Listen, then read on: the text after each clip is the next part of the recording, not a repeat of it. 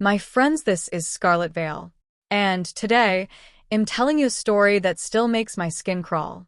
Picture this: a bride spends months building the perfect wedding, survives family drama, floral drama, seating chart drama, and the kind of stress that makes a woman smile with her mouth while mentally moving to another state only for a half-drunk aunt to grab the microphone during the reception and chirp.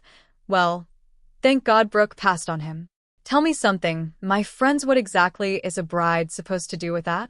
The bride was named Claire Bennett, and right up until that moment, she had convinced herself that marrying Ethan Walker would finally give her one day that belonged entirely to her. No comparisons. No family politics. No being treated like the quieter, easier daughter in a household that had always confused loudness with importance. But that sentence did not come out of nowhere. It came loaded with years of favoritism, petty cruelty, family meddling, and one ugly little secret that everybody had apparently decided Claire was better off discovering in public, in heels, in satin under chandeliers. And no, my friends, the worst part was not what the aunt said.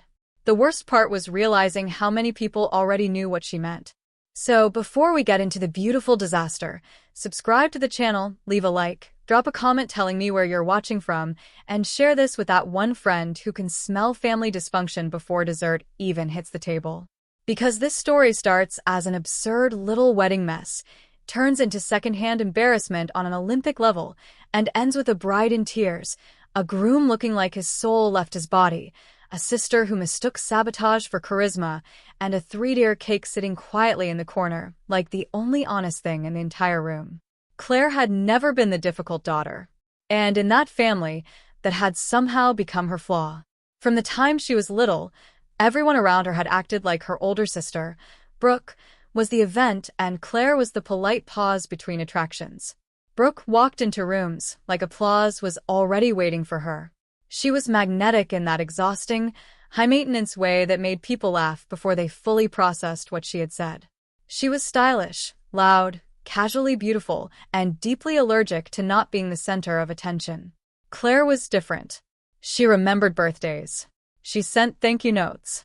She noticed when the tablecloth was crooked and fixed it without announcing that she had done so. She was not boring. She was simply the kind of woman who had spent her life learning how to make herself easy for other people to manage. Her mother, Denise, loved to insist she loved both daughters the same.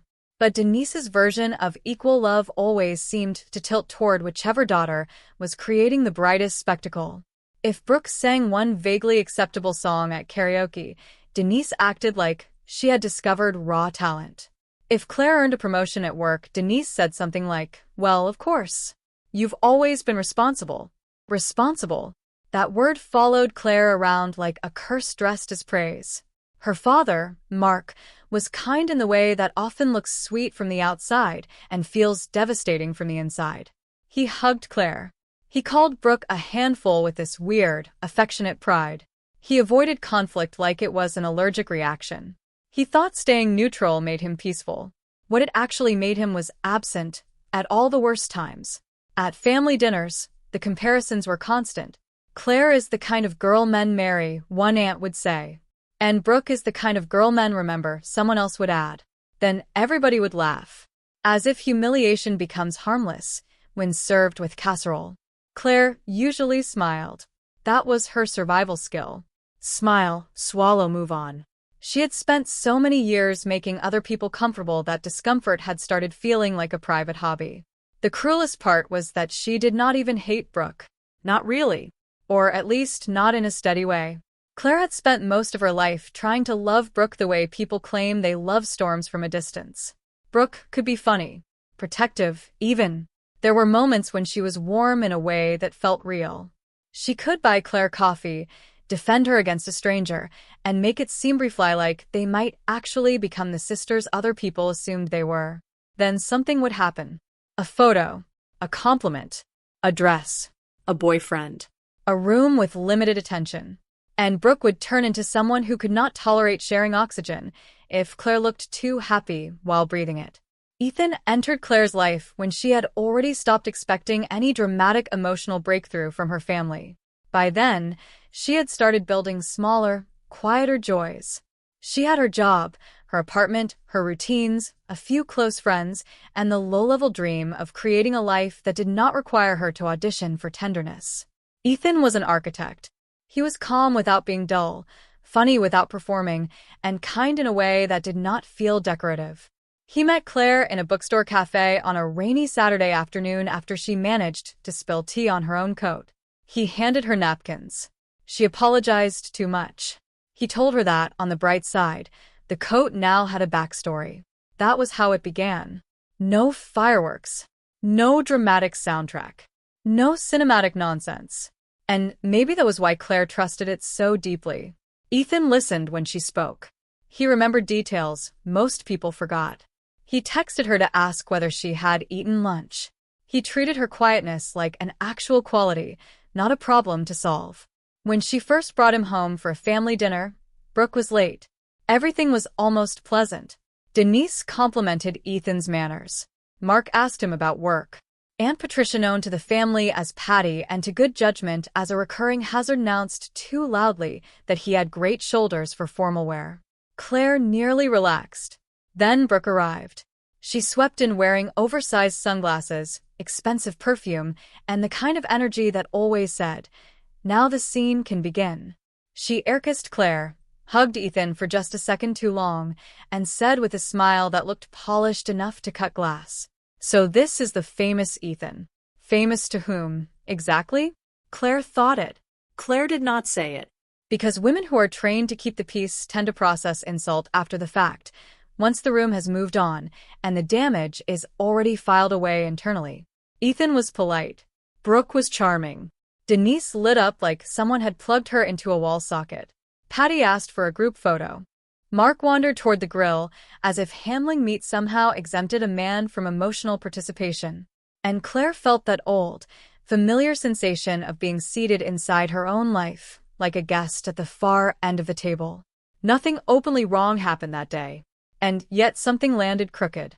Later that night, Brooke texted Claire a heart emoji and the sentence, "Your boyfriend is shockingly nice. Honestly impressive." Claire read it, did not reply, and told herself it was just Brooke being Brooke. That explanation carried her for longer than it should have. When Ethan proposed almost 2 years later, he did it in the apartment they shared, with lasagna in the oven, an uneven chocolate tart cooling in the kitchen, and a small bouquet of wildflowers because he knew Claire hated giant floral displays that looked like they expected applause. It was intimate. It was simple. It was so deeply theirs that Claire cried before she even looked properly at the ring.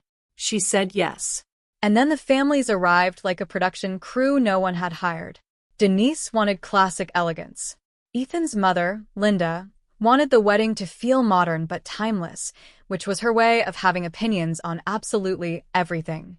Patty wanted a dessert table that would, and I quote, make people emotional. Mark wanted to know whether there would be decent whiskey. Brooke wanted to be involved in every possible detail as though Claire's wedding were some kind of live-action extension of her own personal brand. Claire wanted to get married. That is important, my friends. She wanted a marriage. What she got, very quickly, was an event being wrestled away from her by women with strong lipstick and stronger control issues. The dress became the first battlefield. Claire chose something clean, elegant, and understated. It fit beautifully without trying too hard. When she stepped out of the fitting room and saw herself in the mirror, she had that rare, disarming moment of thinking, "Oh, there I am." Denise touched her chest and said, "It's gorgeous, but maybe it needs a little more impact." Impact. There it was. That word that somehow always translated to make yourself louder, shinier, more visible, more like Brooke. Brooke, lounging on the boutique sofa like a judge on a reality show, tilted her head and said, "She looks beautiful. Very soft. Very ethereal. She just can't disappear next to Ethan in pictures." Claire stood perfectly still. The seamstress pretended to adjust a veil that did not need adjusting. The sales associate developed the face of a woman who had absolutely watched families collapse in couture before. And Claire said she loved the dress. She always said that. She always gave people the smaller truth because the bigger ones seemed impolite. The bridesmaid dresses were worse. Brooke chose a champagne gown so pale it looked like White had hired a lawyer. Under the boutique lighting, it was almost aggressively bridal. When Claire gently pointed out that the color might be a little too close to her own gown, Brooke laughed and said, "Relax. Nobody is going to mistake me for you. Now that, my friends, should have resulted in exile." But Denise gave the exhausted little, "Oh, girls," that mothers use when they want peace without doing any of the work required to create it. Then she changed the subject to table linens, and that tiny wound joined the collection Claire had been carrying for years. The family group chat became another kind of torture. Patty sent 3-minute voice notes about music choices. Linda shared photos of imported napkins as if they were state secrets. Brooke popped in at random hours to say things like, "I can help you practice your walk if you want to look less nervous." Less nervous. As though Claire's issue were posture and not the constant presence of a sister who needed to stand in the middle of moments that had nothing to do with her. Ethan tried at first to lighten things. He cracked jokes. He sent Claire dumb little memes after vendor meetings. He kept saying that once the wedding was over, the two of them would disappear for a few days and laugh about the circus. Claire wanted to believe him. But there was one thing she could not quite ignore. Whenever Brooke entered a room, Ethan changed. Not in a romantic way. Not with interest. With discomfort. A specific, old discomfort. The kind that makes a person suddenly remember an address they wish they had never visited. His smile tightened. His attention fractured. He found reasons to get water, take a call, check a schedule, or leave the kitchen for precisely 2 minutes. Claire noticed. Claire stored it away. Claire kept moving. Women who have spent years calling their intuition overthinking can sit beside alarm bells for a very long time before admitting they hear them. A few weeks before the wedding, the first scene happened that should have been treated as a 5-alarm warning. Denise hosted what she called an intimate dinner between both families. Intimate, in Denise language, meant 18 people, 2 kinds of pasta, several candles no one could see around, and enough tension to season the salad without dressing. Claire got there late from work and found Brooke in the kitchen pouring Ethan a glass of red wine. Nothing dramatic. Nothing definitive. Nothing that a reasonable woman could point to and say, "Aha." And still, there was a strange familiarity in the air. A silence that ended just a fraction too quickly when Claire stepped in. Ethan moved away. Brooke smiled with that polished sweetness she weaponized when necessary and said, "I was just saving your fiancé from bad wine." Ethan answered too fast. Nobody needed saving. Claire laughed lightly, because sometimes people laugh when what they really want is a clean wall to slam their head against. Dinner continued. Denise and Linda debated flowers.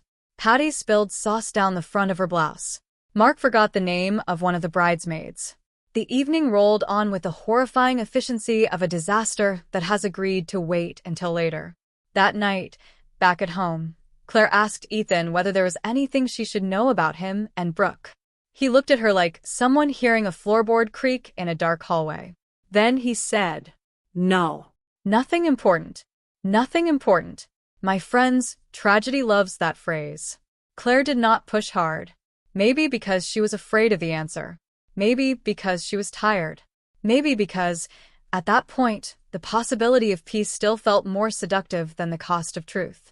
The night before the wedding arrived with steamed dresses, manicures, spreadsheets, weather apps, and a soft rain tapping at the hotel windows where Claire would be staying with her bridesmaids. She was nervous. Of course, she was nervous. But she was hopeful too. She kept telling herself that once the ceremony happened, everything would settle. Family would become background noise again. The hard part would be over. She did not know the hard part already had a microphone. The wedding morning was a swirl of hairspray, highlighter, floral pins, and opinions that nobody should have shared before noon. One bridesmaid was crying because her shapewear had declared war on her ribs. The hairstylist said, "Trust me," so often that trust itself began to feel unstable. A florist called to announce that one arrangement was looking more organic than expected, which, translated into human language, meant ugly. Claire sat in front of the mirror and breathed. For one brief minute, she saw something beautiful in the madness. The warm light on her skin. The soft perfume on her wrists. Her hair pinned just right. Her friends moving around with champagne and nerves. It looked like a movie. Then Brooke walked in. Late, of course. Always late when timing could still be manipulated into an entrance. She wore the nearly white champagne dress, expensive shoes that suggested poor moral judgment, and a smile that said she expected to be admired on sight. In her hand was a narrow gift box. "I brought you something for before the ceremony," she announced. Claire smiled automatically. She opened the box. Inside was a stunning pair of earrings. Claire looked up, genuinely touched for half a second. Then Brooke said, "I bought them for the engagement party. I thought I'd have by now, but life is funny. You may as well use them." The room froze. One bridesmaid coughed into her hand. The makeup artist discovered a sudden, life-changing interest in her brush kit. Claire thanked her quietly and closed the lid with great care, as if the box contained both jewelry and a live blade. How could someone be that casually venomous? Then again, Brooke had years of practice. Mark came in a little later, already emotional, and adjusted Claire's veil with trembling hands. He told her she looked beautiful. Claire nearly broke apart on the spot. Not because of the dress. Not because of the wedding. But because his simple, late tenderness landed like water on something that had gone too long without being watered. Mark never understood how often he arrived lovingly after the damage had already been done. The ceremony itself was beautiful. Almost offensively beautiful. Ethan cried when he saw Claire walking toward him. The music was right. The lighting was kind. The flowers behaved. Nobody fainted, tripped, or said anything unholy in the sanctuary. Even Brooke managed to behave with the rigid smile of a woman aware that the cameras were not technically hers today. When Ethan took Claire's hands during the vows, she believed him. That is what made the fall so brutal. This was not some doomed relationship held together with ribbon and denial. It was a real moment, a tender one, something honest. And honest things hurt most when they are crushed by everybody else's vanity. The reception started so beautifully that what came next almost felt insulting. Amber lights, crystal glassware, low jazz, white roses, the smell of butter, champagne, and expensive candles. Claire floated from table to table in that dazed, newly married way, hugging people, laughing, reaching for Ethan's arm every few minutes just to confirm he was real and beside her. Brooke took photos of herself like she was covering the event for a magazine called Still About Me. Patty was already working on her second serious drink. Linda was monitoring the risotto like the fate of civilization depended on proper texture. And against every warning sign she had ignored, Claire relaxed. The first toast came from Ethan's father. Warm, brief, sincere. The second came from Claire's college friend, funny and affectionate, full of memories that made Claire laugh and tear up at the same time. The third was supposed to come from Mark, but he asked for a few more minutes to get himself together. Claire thought that was sweet. Then Patty spotted an unattended microphone. "My friends, there are people who should come with a built-in safety lock." Patty was not one of them. She rose with the unstable confidence of a woman who believed alcohol made her more charming, when in fact it merely made her louder and wronger. She grabbed her champagne flute, grabbed the microphone, called for attention with a "just real quick." That was a lie from the very first syllable, and smiled too wide. Claire felt her stomach tighten. Ethan muttered, "Oh no." Denise started to stand, but not fast enough. Patty raised her glass, looked at the couple, and declared, "A toast to Claire because, honestly, thank God Brooke passed on him." Silence. Not elegant silence. Not emotional silence. That dry, violent silence that strips the air from a room and makes silverware sound suddenly indecent. Even the band froze halfway through tuning. Claire did not understand it all at once. The words reached her, then hit, then arranged themselves. Thank God Brooke passed on him. Passed on what? On Ethan? On the chance? On the life Claire was now living? The sentence hung over the room like a chandelier someone had just admitted was loose. And the worst part was that not many people laughed. A few people exhaled that terrible little noise humans make when they realize too late that a joke came wrapped around a body. Others turned from Claire to Brooke, from Brooke to Ethan, from Ethan to Denise. And in those faces, my friends, Claire saw the truth before anybody spoke it. Too many people understood what Patty meant. Claire turned slowly. Ethan had gone white. Not angry. White. Denise looked like she might faint from shame, which in practical family terms usually means she knows something. Mark was gripping the back of his chair. Linda closed her eyes for 1 second, like a woman whose worst prediction had just gone public. Brooke wore the expression of someone realizing the bomb went off earlier than intended, but still hoping to appear above the smoke. That was enough. Claire set her glass down without looking. Patty, still standing in the middle of the social crime scene she had created, tried to laugh it off. Me and Wellia know what I mean. Life works out how it's supposed to. It was a compliment. A compliment. Toxic families do adore renaming knives.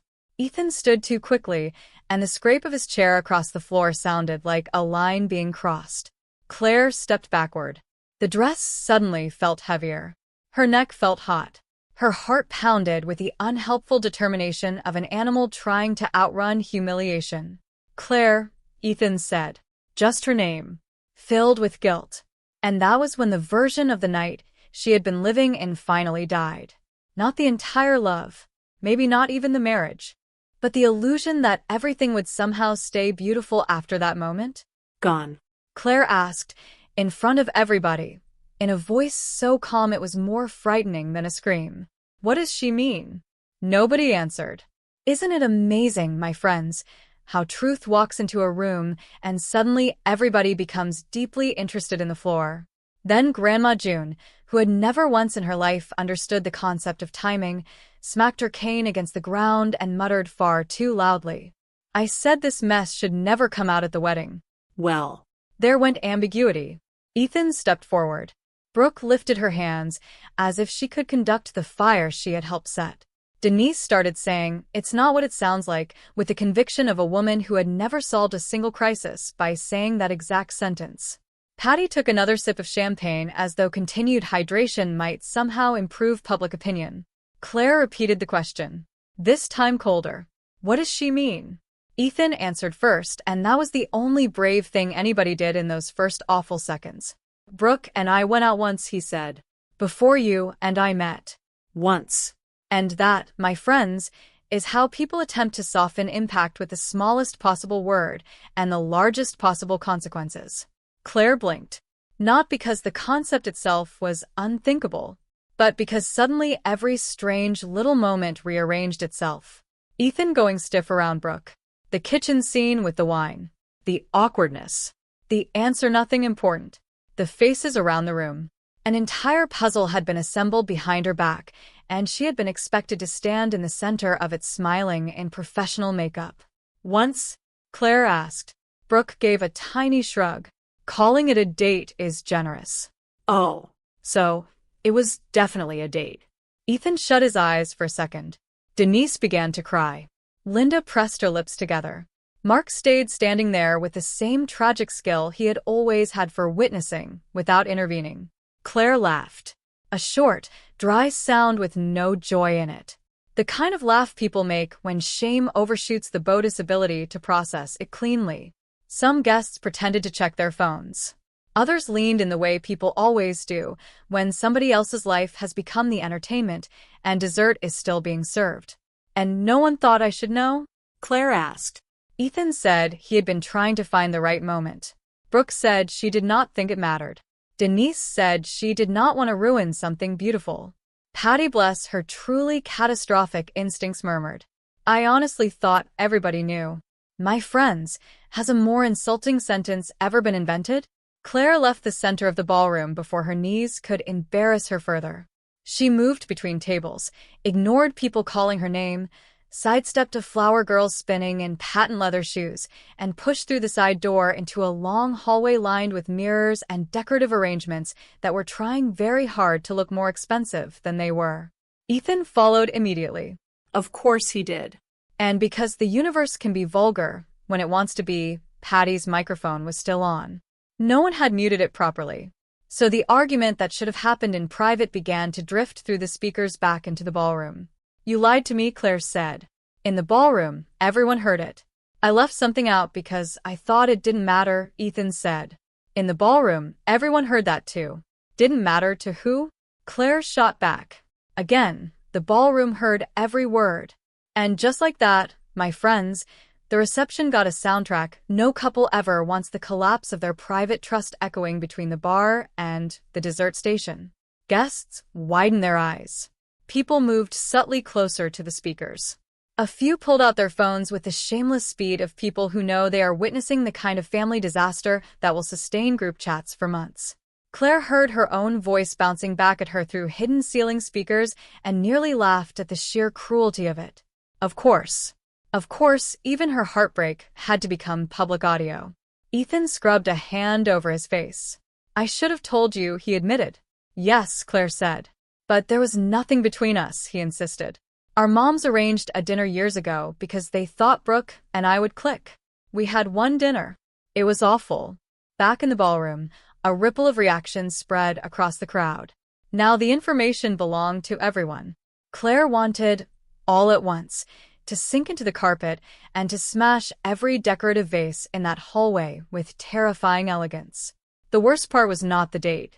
The worst part was the system of adults playing matchmaker with people's lives as if they were coordinating a holiday table. My mother knew? Claire asked. Ethan hesitated. And by then, hesitation was confession. Yes. Claire leaned back against the wall and closed her eyes. Not because she was weak. Because sometimes a body needs a surface when its inner life has just been shoved off a ledge. Then Brooke arrived. Naturally. There are people who cannot tolerate missing the main scene, even when the main scene is the wreckage they caused. She came into the hallway with her pale dress swaying, her hair still flawless, and a look of irritation not remorse in her face. This is becoming way bigger than it needs to be, she said. Claire opened her eyes slowly. Bigger for who? She asked. Brooke crossed her arms. Ethan asked me out years ago. I wasn't interested. End of story. Nobody stole anything from you. Ethan took a step forward. That's not how it happened. Brooke turned to him with a cool little sneer. Ethan, please. Our mothers set it up. You were nice, but you were my type. Then you showed up with Claire, and I never thought about it again. That sentence might have hurt less without the lie at the end. Because Brooke had thought about it. Every time there was an opportunity to nudge Claire back toward the shadows. Every time she critiqued the dress. Every time she nearly wore white. Every time she inserted herself into wedding planning with the energy of someone marking territory. Claire saw all of it at once. Exhausting, isn't it? How a person can spend years accepting tiny cuts because each one, by itself, seems too small to justify a scene until one day the pattern becomes undeniable and you realize you have been bleeding in installments. Denise came into the hallway crying, not with clean remorse, but with that frantic mix of shame, fear of judgment, and self-pity that certain mothers wear like perfume. Mark followed, looking lost. Linda appeared with the face of a woman already planning damage control. Somewhere in the ballroom, Patty was almost certainly explaining herself badly to a table of cousins. We were trying to protect you, Denise told Claire. Claire let out a laugh with no warmth in it. Protect me from what? The truth? Or the humiliation? Because I got both. Nobody answered. Because mothers who spend years feeding favoritism do not enjoy watching their daughters learn to name it accurately. Then Denise made the mistake that revealed everything. She turned to Brooke and hissed, low but not low enough. You promised you wouldn't touch this tonight. Ethan lifted his head. Mark went still. Claire stopped breathing for half a beat. There it was. This was not just a secret. It was sabotage with scheduling. Brooke's jaw tightened. For a second the mask slipped. Only for a second. Women like Brooke spend years rehearsing recovery. I didn't say anything, she snapped. Patty did. Claire looked at her. But did you talk to her? Silence. Again, with the silence. Claire stepped forward one pace. She did not raise her voice. She did not have to. Did you talk to her? Brooke rolled her eyes, which, at that point, was basically a yes, wearing designer perfume. I jokingly said that some people only get certain lives because other people didn't want them. That's all. My friends. There are people who light a match and then stand there looking stunned that the curtains caught. Claire felt tears sting her eyes, but what rose in her now was not just pain. It was rage that had been organized, stored, compressed over years, and finally found a crack to break through. Birthday candles Brooke had blown out too early. Photos where Claire got pushed to the edge. The constant compliment of being the mature one, which in that family had always meant be quiet, absorb it, don't make this harder for the rest of us. Everything led here.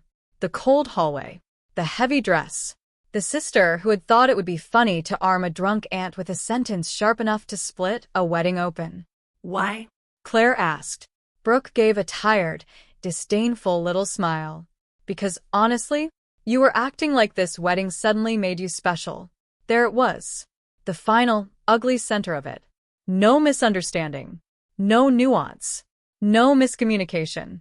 Just old-fashioned cruelty, kept alive for years by a family too lazy or too cowardly to challenge it. Denise cried harder. Mark tried to say Claire's name. Ethan looked like he had finally understood the full depth of the hole everybody had helped dig. Claire breathed in, then straightened her shoulders. If you've made it this far, support the channel with a like because I need to know I did not survive this emotional car crash alone. And now let me tell you the part one love most. Claire did not lose control. She did not shriek.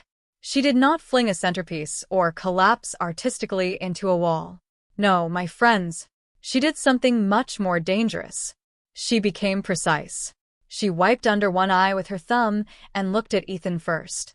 You could have told me at the beginning, she said. Or the first time my sister crossed a line. Or at that dinner. Or yesterday. Or an hour before I walked down the aisle. Instead, you waited for me to hear it from a drunk aunt with a microphone. So, do not ask me to treat this like a detail. Ethan nodded, devastated. For once, he did not defend himself. He did one truly adult thing: he let the truth sit on him without trying to edit its shape. Then Claire turned to Denise. And you? Did you know Brooke had been talking to Patty? Denise opened her mouth, closed it, opened it again. I didn't think she would actually do anything. Honestly, my friends, what a magnificent piece of nonsense. Claire tipped her head. You spent years teaching her she could. And you spent years teaching me I was supposed to absorb it. Mark started crying quietly. Too late.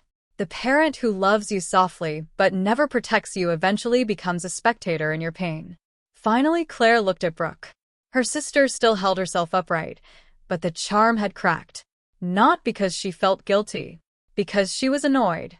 For the first time in years, Claire was not rushing to manage the emotional atmosphere around her. She was not cushioning Brooke's ego with her own silence. You didn't lose Ethan to me, Claire said. You lost an audience. That landed like a silk-covered blade. Brooke exhaled a sharp little laugh through her nose, offended. But she had no response. Because sometimes the most efficient insult is simply the truth. Then Claire did something no one expected. Instead of running, fainting, screaming, or locking herself in the bathroom, she walked back into the ballroom. Alone. Her veil still attached. Her makeup marked by tears. Her calm so sharp people moved aside before she even reached them. Conversations died table by table. The band lowered their instruments. The venue manager made one nervous step toward her and, by some miracle, chose wisdom over interference. Claire walked straight to the small stage where Patty had detonated the evening. She picked up a microphone, looked out at the room. There were co-workers, cousins, college friends, Ethan's relatives, older neighbors, children in uncomfortable shoes, and a handful of people who were probably regretting not leaving earlier with extra cake and a napkin. All of them were watching her. All of them. And this time, Claire did not shrink. Good evening, she said. Her voice came out steady. Shockingly steady. I know a lot of you are confused. I am too. But there is one thing I'm not confused about anymore. A pause. Even the servers stood still. For years, my family treated my sister like the main event and me like the intermission. Tonight they decided to do that, at my wedding too. Denise covered her mouth. Patty looked down. Brooke folded her arms and tried, unsuccessfully, to still look elegant. So let me make this easy for everyone, Claire continued. The party ends here. The food can keep being served because the food is innocent. The cake can still be cut because it has been the most honest thing in the room all night. but I'm not standing for smiling family pictures while I'm being treated like somebody's leftover option. A collective murmur moved through the room. Ethan had come up behind her by then, but he stayed back. Claire turned her head just slightly and added, without looking directly at him, "And my marriage, as it stood 5 minutes ago, ends here for tonight too." The room gasped in that complicated way crowds do when they are part horrified and part deeply aware that justice has, inconveniently, entered in heels. Linda shut her eyes. Mark sat down hard. Denise sobbed. Grandma June muttered, finally, with the serene approval of a woman who had been waiting years for someone to stop pretending. Claire set the microphone back into its stand. Then she removed her veil in one clean motion and handed it to a bridesmaid who was crying harder than anyone who had not personally been betrayed had any right to cry. That tiny gesture changed the whole room. It looked less like heartbreak and more like resignation from a role she had been cast in too young. Ethan followed her outside. This time the room did not hear them, because somebody, whether from competence, shame, or divine intervention, finally muted the sound system. But through the glass doors people could still see enough. Him trying to speak. Claire holding up a hand for space. The strange dignity of a woman whose humiliation had finally burned away her need to be agreeable. Outside, the night smelled like wet grass and crushed petals. Claire kicked off her shoes. Ethan stayed a few feet away. "I love you," he said. Claire shut her eyes. That sentence hurt precisely because it was true. "I know," she answered. "But love without courage creates nights like this." He did not argue. That mattered. Selfish people argue. Manipulative people redirect. Cowards insist you are overreacting. Ethan just stood there and accepted the shape of what he had done. "I didn't want you to feel like anyone's second choice," he said. Claire let out a breath that was nearly a laugh. "Then hiding the fact that you went out with my sister was a very stupid strategy." He nodded. Then, finally, he told her all of it. He told her their mothers had arranged a dinner years earlier because they thought he and Brooke would make a glamorous couple. He told her Brooke spent the entire evening talking about herself, being rude to the server, and asking what neighborhood he lived in before asking a single sincere question about who he was. He told her he left that dinner certain he did not want to see Brooke again. Months later, he met Claire by chance. Actually by chance. No planning. No manipulation. No matchmaking committee. And because what he felt for Claire was real, he made the fatal mistake of deciding the earlier dinner did not matter enough to revisit. Then, once he understood the ugly dynamic between the sisters, he convinced himself silence would spare Claire more pain. Silence spares the wrong person every time. Claire listened. And cried. Not like some abandoned princess. Like a woman who was exhausted from paying the bill for everyone else's lack of character. At the core of it, the old date with Brooke was not even the deepest wound.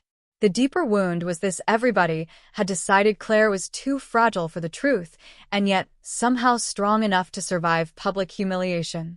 What a convenient arrangement for everyone but her. That night, Claire went back to the hotel alone with an emergency bag, a half-collapsed updo, and the strange feeling that her body now weighed more than her dress. Her maid of honor, Jenna, took the room next door and mastered the rare art of being available without crowding. Claire's phone turned into a bonfire. Messages from family. Messages from Ethan's family. Messages from guests who should never have had her number in the first place. Messages full of sympathy, curiosity, judgment, fake wisdom, opportunistic kindness. People offering hugs. People asking for details. People saying, "At least you found out now," as though becoming public spectacle in formal wear were some sort of gift basket from the universe. Claire turned the phone off. She slept badly. In her dreams, Patty's voice kept coming through invisible speakers in the sky. The next morning, without the makeup, the lights, the flowers, and the orchestra of distraction, the damage looked simpler and uglier. Something had broken. Several people had helped break it. Now, everyone wanted to call the sound of the crack unfortunate timing. Claire sat on the edge of the bed with cold coffee in both hands and felt something new arrive beside the grief. Relief. Yes, relief. Because as humiliating as the explosion had been, it had also ripped the false bandage away. The favoritism. The competition. The secrecy. Her own long habit of trying to be diplomatic in rooms where diplomacy was only ever requested from her. It was all out in the open now. There would be no returning to the family fantasy of function. Jenna sat down beside her and asked the best question anyone had asked yet.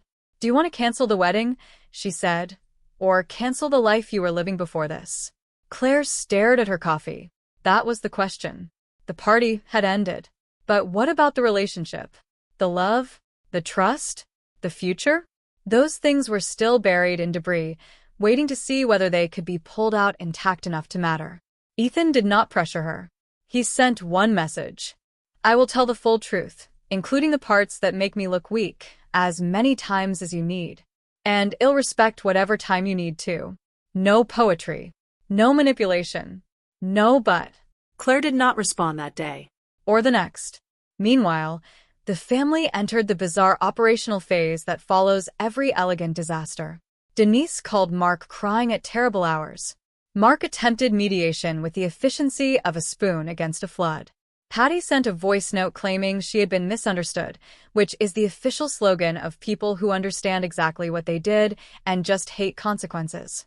Linda had a hard conversation with Ethan and, for once, used her control issues for something useful. She asked him whether he grasped the magnitude of letting the woman he loved discover something like that under a chandelier in front of 200 people. And Brooke posted an old black and white photo of herself with the caption, "Some people aren't ready for certain truths. My friends, some people treat dignity like a suggestion." Jenna saw the post first. Ethan screenshotted it. Claire looked at it and felt the final illusion die. Brooke was not shocked. She was irritated. Irritated that the situation had not left her looking mysterious and superior. She wanted impact, not accountability. That same afternoon, another detail surfaced. One cousin quietly admitted she had heard Brooke talking to Patty near the bar before the reception, telling her, "You should say the thing about me passing on him. It'll be funny." Funny. There is no force on earth more dangerous than a self-centered person who believes cruelty counts as wit. Claire received that information from a hotel armchair and did not raise her voice. She did not break down. She just nodded. Once cruelty is confirmed, it changes texture. It stops being confusing and becomes clarifying. That same day, Ethan asked to see her. Claire agreed to meet him in a quiet coffee shop where no one knew their names and nobody would accidentally offer congratulations. He arrived looking stripped down, emptied out, like a man who had finally run out of excuses and been forced to stand there with only honesty left. They sat. Silence came first. Then Ethan slid a slim folder across the table. Inside were text messages between him and Linda from months earlier. In one, Linda told him he needed to tell Claire about the Brooke dinner before someone else did it for him. In another, Ethan replied that he knew, but Claire had spent her whole life being compared to Brooke and he was trying to find the least painful moment. The least painful moment never came, because the right time is often just a beautifully dressed delay. Claire read the messages. It hurt, but it clarified. Linda had known and had pushed for honesty. Denise had known and hidden it. Brooke had known and weaponized it. Patty had known just enough to destroy a room. Mark had found out later and, true to form, hoped silence might handle things politely on its own. Men like Mark always think an action has no fingerprints. Ethan looked at Claire and said, "I'm not asking you to forget. I'm asking for a chance to rebuild what I broke." Claire stirred coffee she no longer wanted. "And if I decide I don't want to rebuild, then you're still right." That answer settled between them with more grace than anything else he could have said. She did not forgive him there. That would have been dishonest. But she did understand something important. He was not trying to drag her back into the role of accommodating woman on an emergency timeline. In that moment, that restraint mattered more than some grand declaration. Over the next week, Claire did what she should have done years earlier with her family. She put boundaries in writing. She texted Denise that she would not accept surprise visits, frantic calls, or explanations that tried to rename sabotage as an accident. She told Patty that any future contact would require a sober, specific apology with no performance attached. She wrote to Mark that she loved him, but passive love could still leave bruises. And to Brooke, she sent only one sentence. Do not contact me again until you learn how to exist without needing me smaller. It was the shortest message Claire had ever sent. It was also the strongest. Brooke responded with a long, offended paragraph accusing Claire of being dramatic, humorless, and incapable of understanding sarcasm. Claire did not answer. And that, my friends, is when people like Brooke begin to panic. Because fire loves oxygen, and Claire had finally stopped supplying it. The family started unraveling in practical ways. Denise wanted a group conversation to heal together. No one accepted. Patty swore she was taking a break from drinking, which the family received with the exact amount of confidence that statement usually deserves. Mark showed up at the hotel with flowers and a face full of regret. Claire met him in the lobby, not the room. Even forgiveness requires architecture. He cried. Said he had failed her. Said he thought things would work themselves out. Claire looked at him calmly and said, Things don't work themselves out, Dad. They rot quietly. Mark lowered his head. Maybe for the first time in his life, somebody had translated the cost of being the easygoing man in a house where one daughter had always been asked to bend so the other one could keep sparkling. Meanwhile, Ethan began doing the work without fanfare. He canceled the honeymoon. He took responsibility for the financial losses that were his without turning money into leverage. He called close friends and family and, when asked what happened, he did not blame Claire or the alcohol or the situation. He said the simplest, ugliest truth available. He had hidden something relevant, and it had detonated inside a family already structured around comparison and ego. Late honesty cannot erase damage, but it does at least stop adding to it. Claire watched from a distance. She spoke to him sometimes. They met for walks. Coffee. Short conversations at the edge of evening where the subject was not only the wedding disaster, but fear, childhood, shame, and the ways relationships accidentally inherit old ghosts when nobody confronts them directly. For the first time, without floral boards, mothers, timelines, and seating charts, they actually discussed what it meant to choose each other. Funny, isn't it? The wedding had been planned down to the napkins. The relationship had not. Claire slowly understood the difference between canceling a party and canceling herself. She did not want to sprint back into Ethan's arms and pretend public humiliation was some funny origin story they would laugh about later. But she also did not want to throw away something real just because mediocre people had turned it into a public arena. So she did something rare. She chose slowly. Without an audience. Without needing the kind of ending that looks good in photos but feels dishonest in the body. 2 months passed. The comments kept coming because of course they did. One cousin asked whether Claire planned to resell the dress. An uncle muttered that family is family, which remains one of the most criminally useless phrases in the English language. Patty finally sent an apology that was weepy, vague, and somehow still mostly about Patty. Claire ignored it. Denise had started therapy, according to Mark. Claire received that information with cautious neutrality. Therapy is a door, not a personality transplant. Brooke, meanwhile, started discovering the side effect of living too long as a star without inner gravity. Without Claire replying, without Denise smoothing every consequence, and without an audience willing to be endlessly impressed by cryptic captions, Brooke had to sit with herself. So naturally, she went looking for fresh attention. She posted selfies. She traveled. She vanished. She returned. One night she texted Claire at 2 a.m, "You always make everything bigger than it is." Then deleted it. Too late. Claire had already read it. And laughed. For the first time really laughed. Because there it was, the final confirmation that Brooke had no buried wisdom, no hidden remorse, no grand emotional truth waiting to emerge. She only had the same old instinct to diminish whatever she could not control.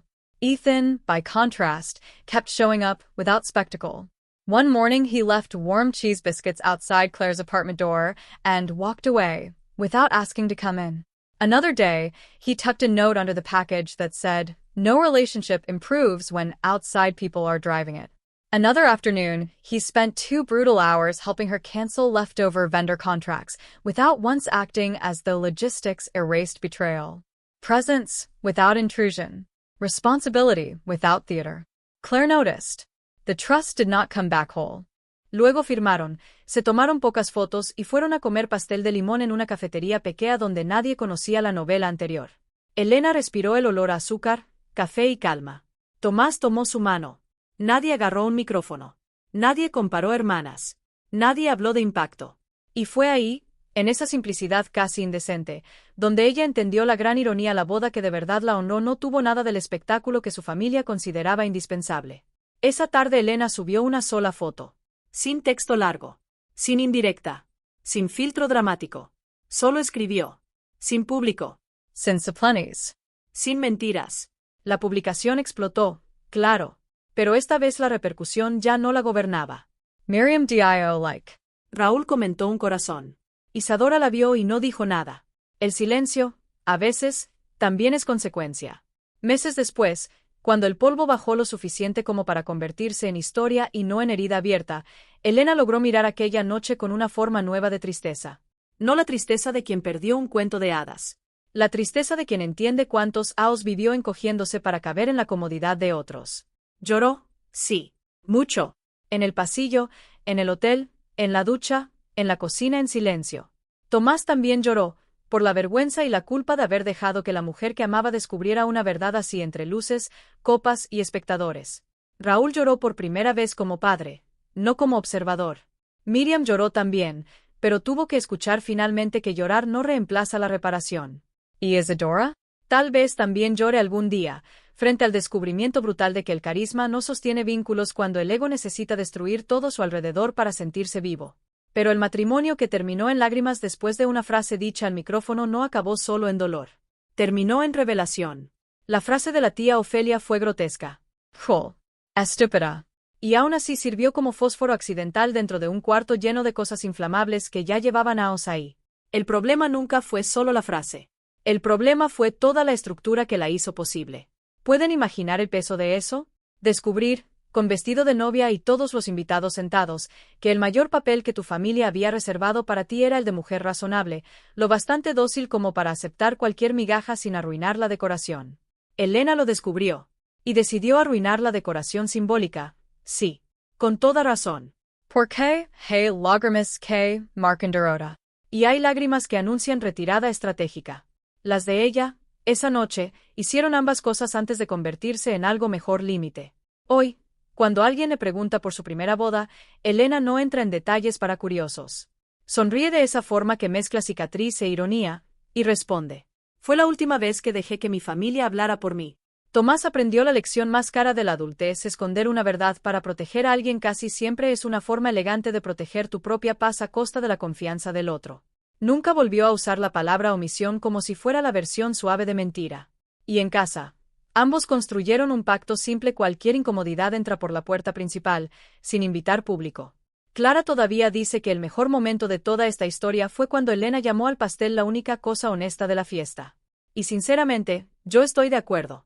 Porque había algo deliciosamente irónico en ese pastel esperando ser cortado mientras toda la estructura emocional alrededor se derretía más rápido que una cobertura bajo luces calientes. A veces la estética permanece impecable mientras la verdad llega despeinada.